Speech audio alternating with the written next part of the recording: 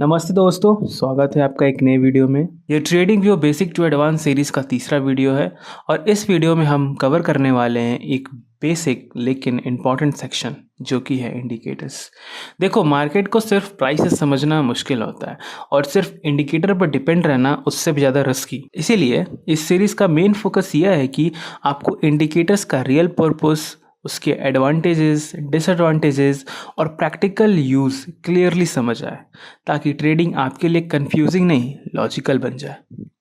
आज की वीडियो में हम बात करेंगे कि इंडिकेटर क्या होता है, कितने टाइप के होते हैं, एनालिसिस में इंडिकेटर का सही यूज़ कैसे करते हैं, कौन सा इंडिकेटर किस सिचुएशन में बेस्ट काम आता है और सबसे इम्पॉर्टेंट, इंडिकेटर की एक्चुअल रिलेवेंस कितनी होती है। यह वीडियो बिगिनर्स को स्ट्रॉन्ग फाउंडेशन क्लैरिटी देगा और आपको एडवांस लेवल तक सही डायरेक्शन में गाइड करेगा। तो चलिए शुरू करते हैं। तो हमारा सबसे बड़ा सवाल यही है कि इंडिकेटर्स क्या होते हैं। तो आसान भाषा में समझने के लिए इंडिकेटर समझो एक मैथमेटिकल टूल होता है जो कि प्राइस एंड वॉल्यूम पे अप्लाई होता है, ताकि ट्रेडर को मदद कर सके। कैसे तरीके का मदद? तो ट्रेंड को समझने में, मोमेंटम्स को समझने में, वोलेटिलिटी को समझने में, स्ट्रेंथ एंड वीकनेसेस को समझने की मार्केट में स्ट्रेंथ कितना है, बायर स्ट्रांग है या सेलर स्ट्रांग है, overbought and oversold areas वगैरह आरएसआई की मदद से समझ सकते हैं। तो इन टाइप के एरियाज को और एक क्लैरिटी के लिए हम लोग इस्तेमाल करते हैं इंडिकेटर्स का। वैसे इंडिकेटर जो है ना, कभी भी आपको फ्यूचर प्रिडिक्ट करके नहीं बताता है। इंडिकेटर वही बताता है जो कि ऑलरेडी पास्ट में हो चुका है। सो जो हिस्ट्री को एक्सप्लेन करने का in a very simpler way is the ideal, I think, the definition of the indicators. और इंडिकेटर्स हमेशा लैगिंग होते हैं, मतलब वो प्राइस से पीछे चलते हैं। तो ऐसा कोई कहता है कि इंडिकेटर के बिहाफ पे आप ट्रेड ले लो एंड ये इंडिकेटर लगा लो, वो लगा लो, और फिर उस तरीके से आप ट्रेड लेने के लिए आपको सुझाव देता है, तो प्लीज़ उनकी सुझाव को मत मानो। Because a single indicator, even double indicator, can't decide the trend and उसकी प्रॉफिटेबिलिटी भी बहुत कम होती है।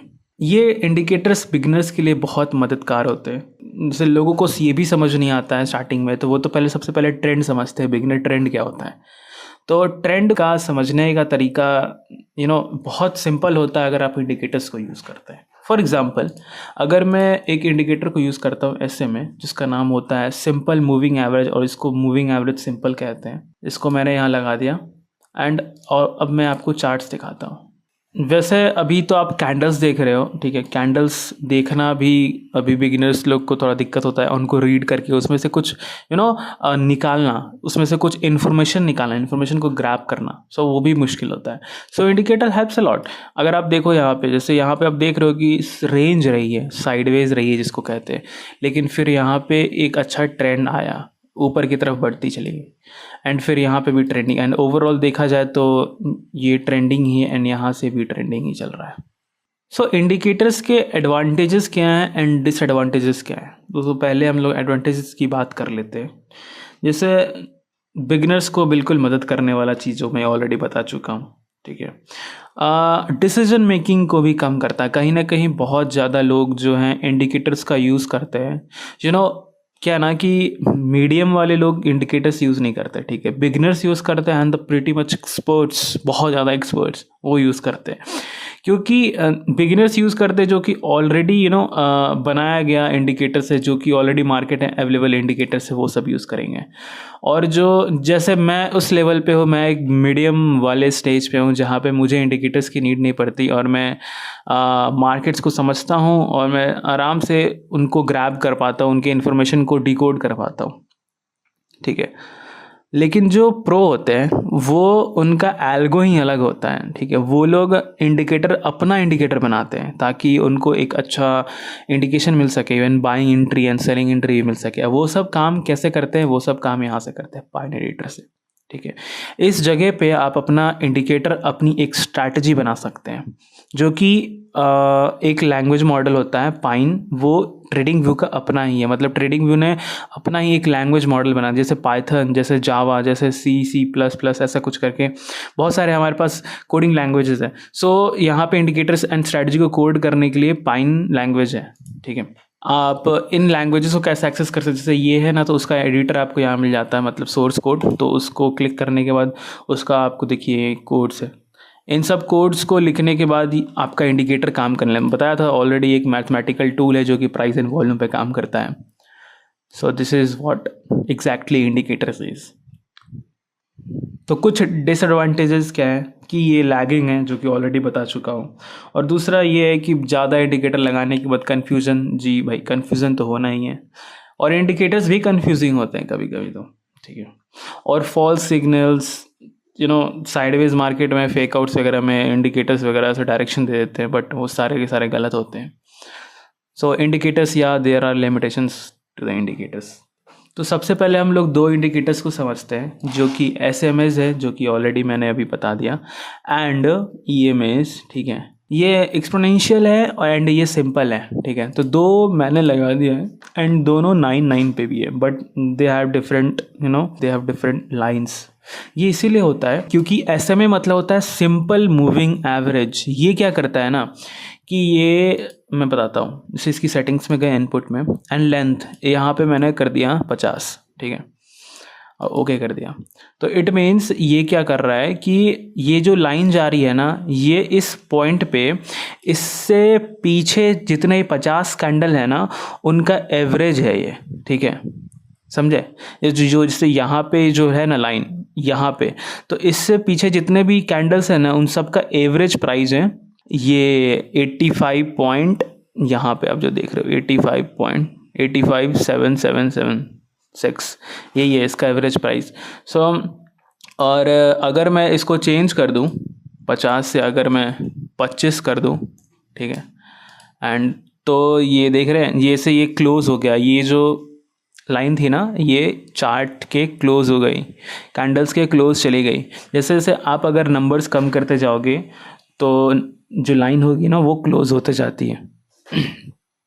तो अगर मैंने अभी 25 किया है, इसका मतलब ये है ना कि जो अभी जो करंट प्राइस जैसे यहाँ पे चल रही है, जो इसकी करंट प्राइस चल रही है, let me change the colour. तो इस पॉइंट पे इससे पिछले जितने भी 25 कैंडल्स हैं, उन सब का एवरेज है, मतलब sum of all the prices divide by the number which is 25। तो यहाँ पे एक प्राइस आता है, एक मैथमेटिकल टर्म है, जैसे ऑलरेडी मैंने बता के रखा है कि मैथमेटिकल टूल है।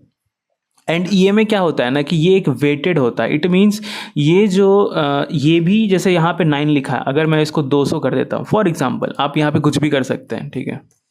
तो अगर मैं यहाँ 200 कर दिया, सी ये जो हो गया 200 है, इट मीन्स ये 200 कैंडल्स का समेशन मुझे इस पॉइंट पे देगा। इससे पहले वाले इस पहले वाले यहाँ पे इससे पहले 200 जितने थे ना उनका देगा, या इनसे यहाँ पे इनसे पहले जितने 200 थे ना उनका देगा, ठीक है। इस तरीके से होता है।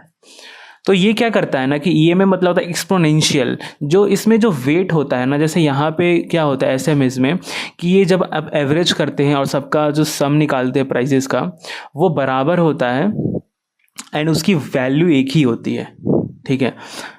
SMA and EMS are quite similar but they are different at one point.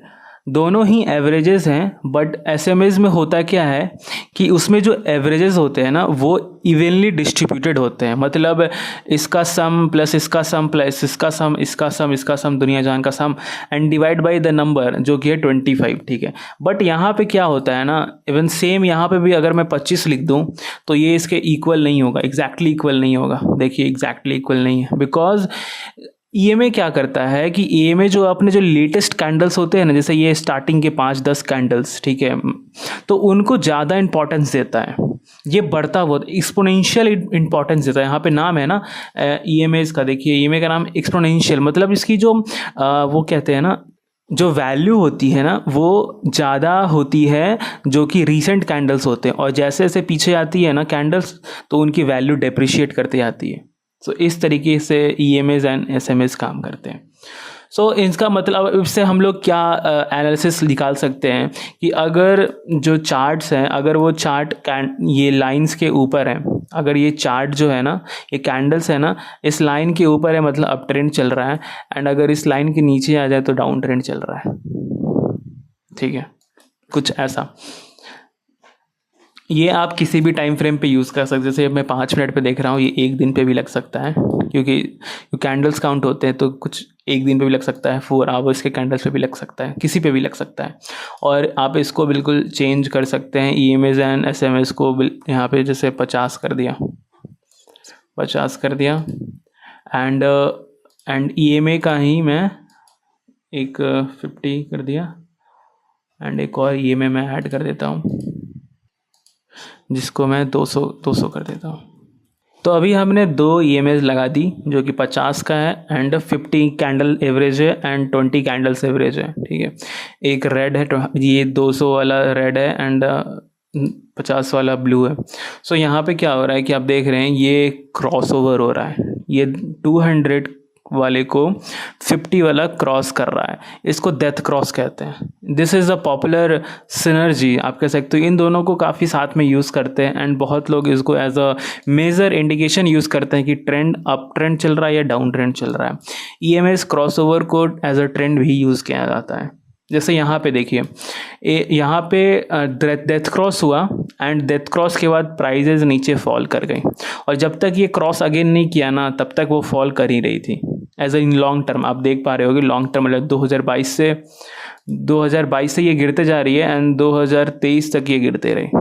और इवन ये हर जगह यूज़ हो सकता है। जैसे मैं अगर आप रिलायंस में दिखाऊं तो देखिए, रिलायंस में जैसे यहाँ पे अगर फास्ट मूविंग इंडिकेटर जो है, फास्ट मूविंग EMA है ना, वो फास्ट मूविंग मतलब 50 वाला, जो 50 होता है ना वो जल्दी मूव करता है। इट मीन्स कि उसमें एवरेजेस कम होते हैं और जल्दी रिएक्ट करता है प्राइस चेंज और कैंडल चेंज से, ठीक है।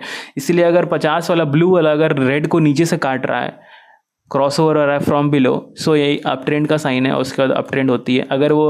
अगर ब्लू वाला ऊपर से काट रहा है रेड को, ये डाउन ट्रेंड का साइन होता है, मतलब मार्केट नीचे जा रही है, ठीक है। कभी कभी एज अ ट्रैप करते रहती है, पता नहीं लगता है कि अप ट्रेंड है या डाउन ट्रेंड है, because of the ranging market and the economy, उसके कारण होता है। तो आज के लिए इस इंडिकेटर सीरीज़ में बस इतना ही। आशा करता हूँ आपको वीडियो समझ आया होगा, आपने काफ़ी कुछ सीखा होगा। अगर सीखा है तो लाइक करो, सब्सक्राइब करो और अपने लोगों के साथ शेयर करो जो आपके दोस्त हैं, आपके घर हैं, मित्र हैं, ठीक है, जो सीखना चाहते हैं मार्केट के बारे में बट स्टिल आप इस ट्रेडिंग व्यू टर्मिनल को यूज़ नहीं कर पाते हैं अच्छे से। मैं उनके लिए ही हूँ। बैक टू बैक वीडियोज़ आने वाली है, मिलते हैं नए वीडियो में।